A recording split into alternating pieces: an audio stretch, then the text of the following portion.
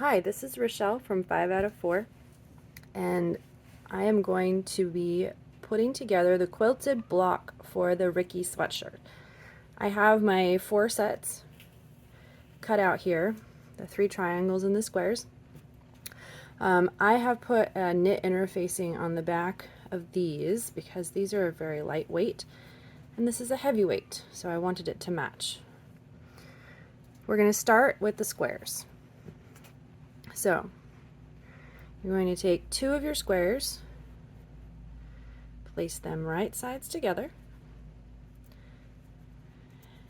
and sew one edge.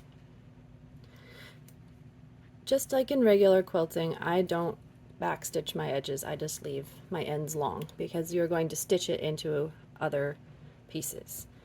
So you're going to open your pieces up.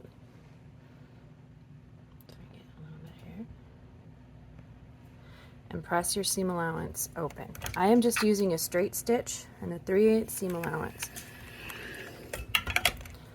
Okay. Now I'm going to do the exact same thing with the other 2 squares. Okay, so now I have 2 rectangles. I am now going to place them right sides together and sew along the long side. Okay. So then I'm going to open this up, and you can see I have all these extra threads here now. You can go ahead and trim those as you go.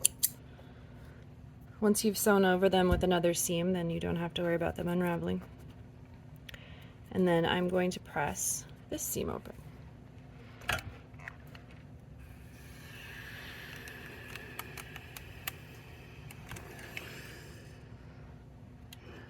This is a pretty thick sweatshirt material, so it really doesn't like to press all that much. But if you can keep your seam allowances open, it will reduce the bulk at the end.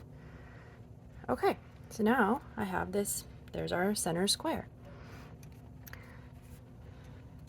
So we have the cross seams here, which we are going to use to line up our first and last row of triangles. But you also are going to need another set. So make a chalk line or whatever marker you have that is erasable on the cross diagonals.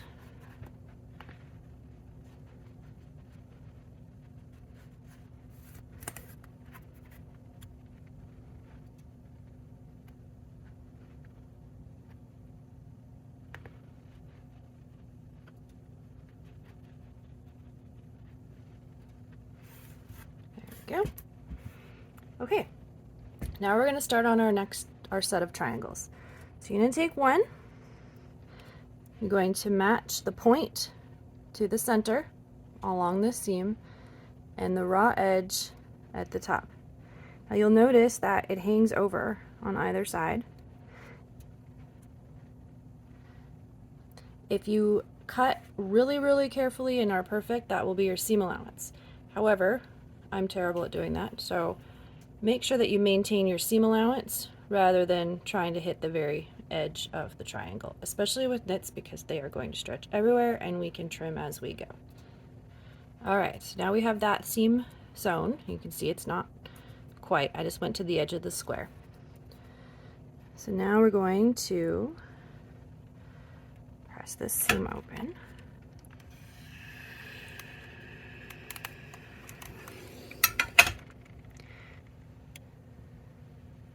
You can trim your extra threads as you go or wait till the end, doesn't really matter. Okay, so you can see here I have the extra seam allowances on either side. So I am going to go ahead and trim those. Like that. And you can see this one hangs over the edge a little bit, so I'm just going to make it match right into there.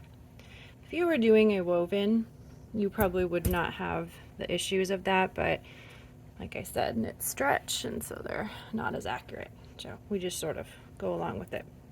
Okay, now we're going to do the next one. We're going to move over to this side. Again, match your point up to the seam and your raw edge here.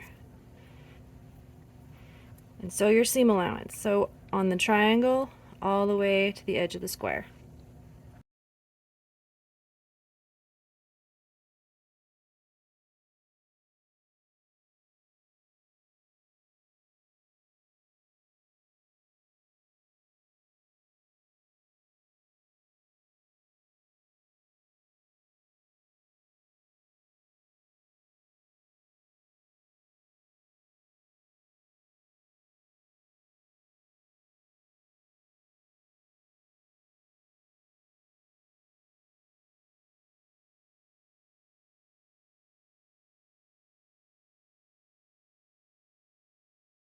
All right, look at that. We have our first set on. Looking good.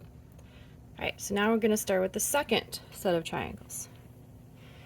So here's where those chalk marks come in. You're going to take your triangle and do the exact same thing as before, except for instead of lining up to the seam, you're going to line it up to your chalk mark and across the top.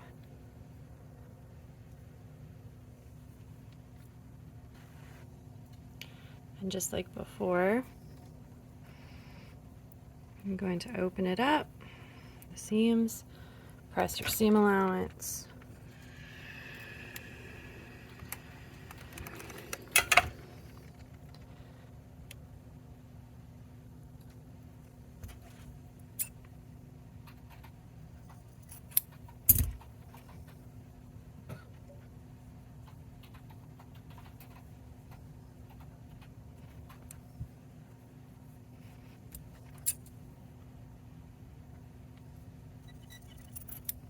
trim your seam allowances.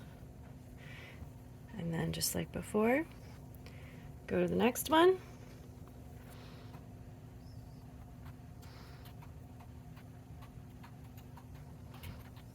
Continue on.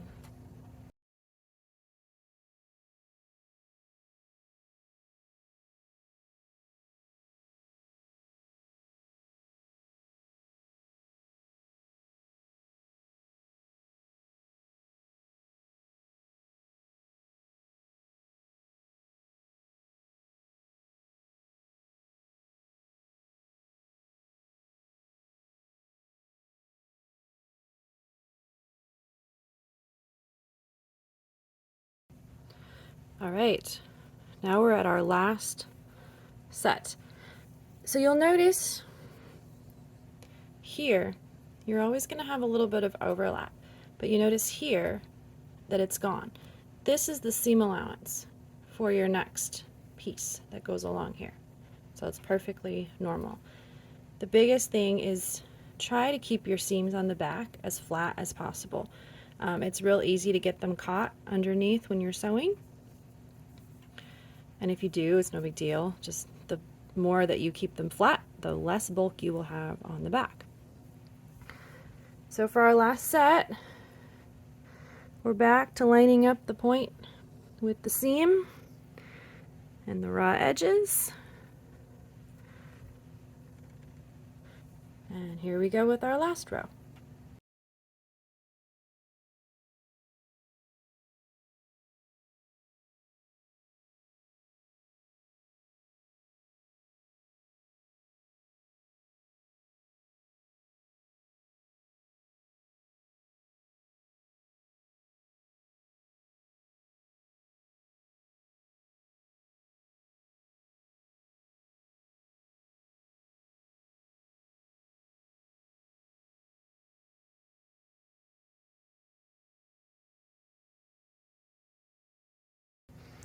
Okay, so as I'm doing this very last piece, you'll notice that I've used a couple of tricks here that quilters use.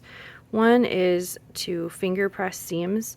A lot of times when you're quilting and using wovens, you don't even use the iron because it would take a lot of time. So you finger press. I find it easier to finger press the seams open first before trying to iron. Just gives it a little bit, especially when you're using thick fabrics. The other thing you'll notice is I don't use pins doing this. It's again for the same reason. If you are quilting, pinning all those pieces would take a very long time. So if you want to use pins, you're more than welcome to. It won't change anything. Make you more accurate, maybe. Okay. So when you're all done, just make sure you snip off any extra threads that you might find that you've missed before, so they don't tickle you. And there we go. There's your completed quilt block, and it is ready to go on. Use a damp cloth to remove your chalk marks.